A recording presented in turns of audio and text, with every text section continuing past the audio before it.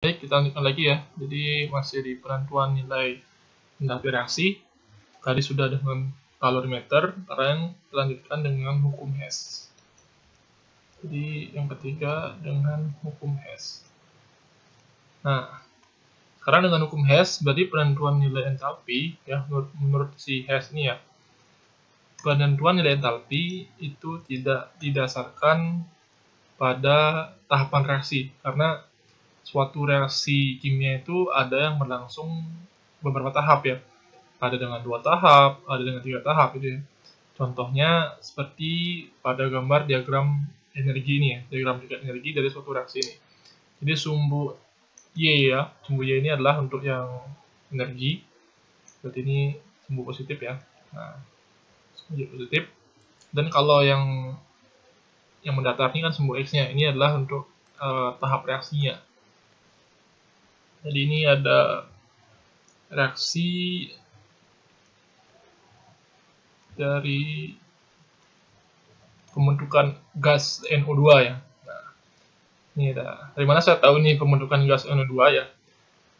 Karena saya di sini tahu apa namanya keadaan akhirnya, ya. Keadaan akhir reaksi itu biasanya dilihat dari ini. Biasanya kalau tahapan reaksinya ada dua, kan ada dua nih, ada dua spesi ya. Ini ada satu spesi nih. Oh, berarti ini adalah akhirnya. Itu ciri khasnya. Jadi hukum Hess itu dilihat bukan dari tahapan reaksinya, tapi dilihat dari keadaan awal ya. Keadaan awal dan keadaan akhirnya. Jadi kalian itu harus mengetahui keadaan awal dan akhirnya. Jadi modal awalnya ya, dalam pembentukan awal akhir itu harus tahu ini reaksi pembentukan sama reaksi penguraian yang sudah saya bahas di awal ini pertemuan sebelum ini ya, sebelum penentuan nilai entalpi ini. Jadi harus hafal dulu yang mana reaksi pembentukan, mana reaksi penguraian, baru tahu nih mana akhir mana awal. Nah, biasanya kalau akhir, kalau misalnya nggak ngerti juga itu, lihat aja ini, senyawanya yang ada satu sendiri ya, oh ini pasti akhir pasti. Itu cara bodohnya ya, bukan cara bodoh, cara singkatnya. Tapi yang paling teorinya itu adalah kita harus tahu reaksi penguraian sama reaksi pembentukan. Itu dulu modalnya. Nah, sekarang ini kita tahu ya, ini adalah bagian akhirnya, dan otomatis bagian awalnya apa, kan itu ada dua nih, pilihan yang mana nih, bagian awal ini apa yang ini gitu. Nah, keadaan awal itu harus berupa apa? Berupa gini, unsur-unsur penyusunnya apa nih senyawa ini? NO2 ini apa? Yaitu kan gas N2 sama gas O2. Ya, itu keadaan awalnya berarti. Ya, jadi bukan yang ini. Ini namanya senyawa nih NO nih. Ya, yang oksigen unsur, tapi yang awalnya adalah yang ini. Ya. Yang N2 sama O2. Makanya saya bilang modal awalnya harus tahu reaksi pembentukan dan penguraian. Jangan saya bilang baru ini senyawanya satu, bukan ini sebagai ada juga kadang-kadang reaksi itu yang bagian akhir tuh ada juga produk sampingnya. Ini kan kebetulan yang simpel aja. Makanya saya bilang patokannya itu harus tahu awal akhirnya. Kalian amati dulu masing-masing reaksinya, tahapan dari atas bawah nih. Yang mana ya, reaksi apa ya, ini reaksi apa harus tahu.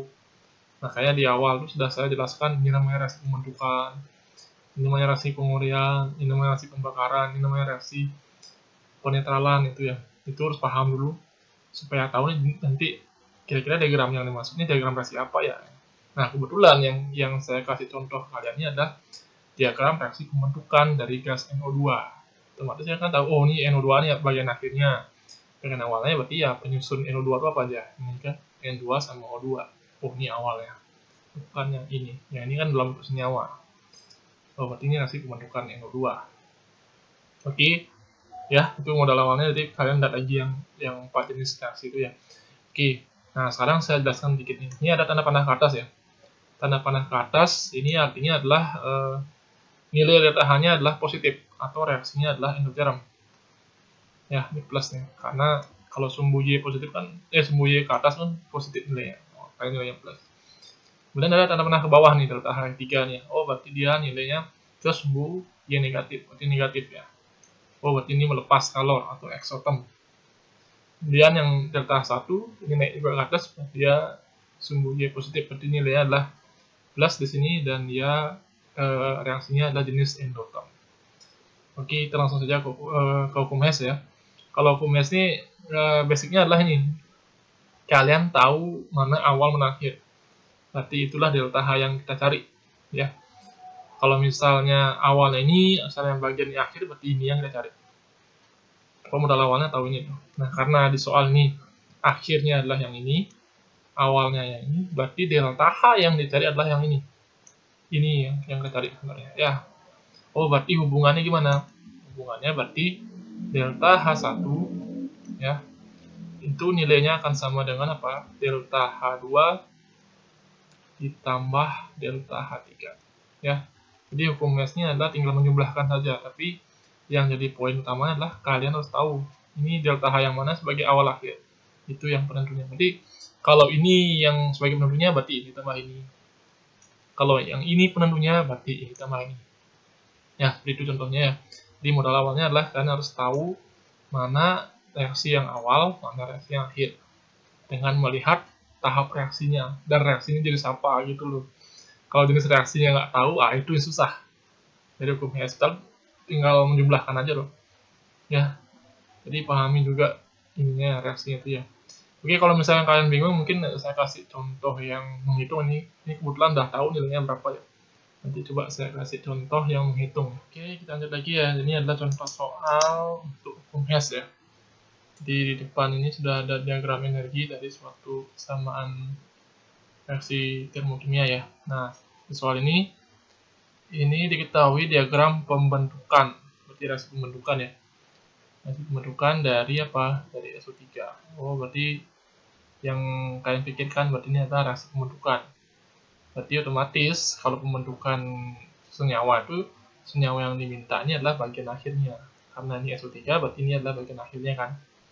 Ini bagian akhir. Oke, karena apa namanya? Karena nilai pembentukan, otomatis bagian awal itu adalah berupa unsur. Nah, kita lihat nih, ada tahapan yang ini, ada tahapan yang ini. Berarti yang berupa unsur kan yang ini, yang bagian atas ya. Oh, berarti ini adalah awal ya. Oke, berarti ini awal, ini akhir. Dan ini nilainya ya, nilai entalpinya adalah di delta H3. Ya, berarti yang menjadi entalpi utama dari diagram ini adalah si delta H3. Di hubungannya kita buatkan dulu ya, delta H3 itu akan sama dengan delta H1 ditambah delta H2. Nah, ini hubungan antara entalpi dari masing-masing tahapan reaksinya. Tentunya ini berbeda dengan yang awal tadi. Kan saya bilang tadi itu bukan rumus mutlaknya. Yang jadi dasar adalah awal akhirnya. Bisa aja nanti delta H2 sama dengan delta H1 tambah delta H3. Bisa juga seperti ini, delta H3 sama dengan delta H1 ditambah delta H2. Karena delta H3 ini adalah bagian utama dari reaksi ini, yaitu awal dan akhirnya. Oke, sekarang karena di soalnya diminta adalah berapakah nilai delta H2. Berarti kan yang cari adalah delta H2-nya ya. Nah, delta H1-nya berapa, delta H3-nya berapa, itu kita lihat berdasarkan diagramnya ya. Nah, sekarang kita lihat nih diagramnya. Delta H1, berarti ini yang ini ya. Berarti ini. Nilainya tarik garis ke kiri ya. Kita sumbu Y. Ya, ini adalah nilai dari delta H1. Ya. Dan delta H3, yang panjang ini ya. Oh, berarti ini ya. Ini tahapannya. Oh, berarti yang minus 760,4-nya adalah nilai dari delta H3. Ya, bisa ya cara bacanya, tinggal tarik garis ke tahapan reaksinya. Berarti itulah nilai delta H yang dimaksud. Nah, sekarang yang ditanya ini adalah delta H2 ya. Oh, berarti yang ini tanya. Ini berapa? Itu kan hubungannya tahu. Nih, delta H3 sama dengan delta H1 tambah delta H2. Berarti kalau kita ingin mencari delta H2, ya tinggal pindah ruas saja yang ini delta H1-nya. Berarti delta H3 dikurang apa? Delta H1. Nah, ini kan bisa matematika ya. Oke, ketemu rumus untuk delta H2-nya. Jadi tinggal masukkan saja nih ya. Berarti delta H2 itu sama dengan berapa tuh delta H3? Minus 790,4 dikurang min ya, kan rumusnya min sama min, tandanya min. 539,8. Jadi kalau kita kurangkan ini minus 790,4 ditambah 539,8. Oke, kita hitung dulu ya. 790,4 itu dikurangi ya 9,8. Oke, ini kenapa saya kurang nih? Tahu kan matematika. Oke, ini 14 kurang 8 itu 6. Ini jadi 9 kurang 9, 0. Ya, jadinya 8 ya. Kami pinjam 8 kurang 3 itu 5. Dan 7 kurang 5 itu 2. Berarti hasilnya adalah negatif 250,6 kilojoule. Oke. Ini adalah nilai dari delta H2. Ya, ketemu 256 kilojoule ya, minus 250. Ini tanda panahnya ke bawah si minus ya. Nah, sekarang itu kalau nilainya untuk reaksi 2 mol ya. Dari mana saya tahu reaksi 2 mol ini loh, angka 2 di depan. Itu kan tidak reaksinya 2 mol. Kebetulan yang ditanya adalah nilai delta H2 saja. Tapi kalau misalnya yang ditanya adalah berapakah nilai delta H2 untuk 1 mol itu misalnya. Jadi nilai yang ini harus kalian bagi 2 karena ini untuk reaksi 2 mol kalau kita lihat tahapan reaksinya. Ada angka 2 depan. Ya. Berarti kita bagi 2 reaksinya. Jadinya mungkin ini 125,3 lah ya hasilnya. Itu kurang lebih sekian lah. Kalau misalnya diminta 1 mol. Dan kalau diminta 3 mol misalnya, sementara yang kita tahu ini 2 mol, ya kita bagi 2 dulu supaya tahu 1 mol berapa kan. Misalnya ketemunya 125,3 misalnya. Kalau 3 mol kalikan 3 lagi.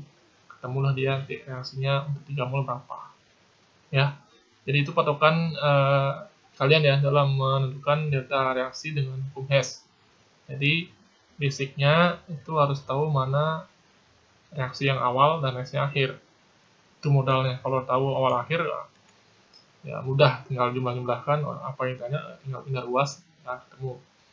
Kemudian yang penting lagi adalah kita harus tahu jenis reaksinya. Makanya saya bilang pahami jenis reaksi termokimia itu. Ada pembentukan, ada penguraian, ada pembakaran itu misalnya, ada penetralan itu. Nah, kalau misalnya soalnya saya ubah misalnya ditanya nih penguraian misalnya. Jadi kalau penguraian itu ini kan beda awal akhirnya. Awalnya jadinya bukan yang ini. Kalau penguraian berarti yang ini produknya di awal, ini akhirnya. Itu loh. Jadi patokannya adalah harus tahu jenis reaksinya apa supaya tahu nanti awal dan akhirnya. Delta H yang diantara awal akhir itulah delta H yang utamanya yang ditanya ya. Makanya rumusnya jadi ini. Apa namanya? Delta H3 sama dengan delta H1 tambah delta H2.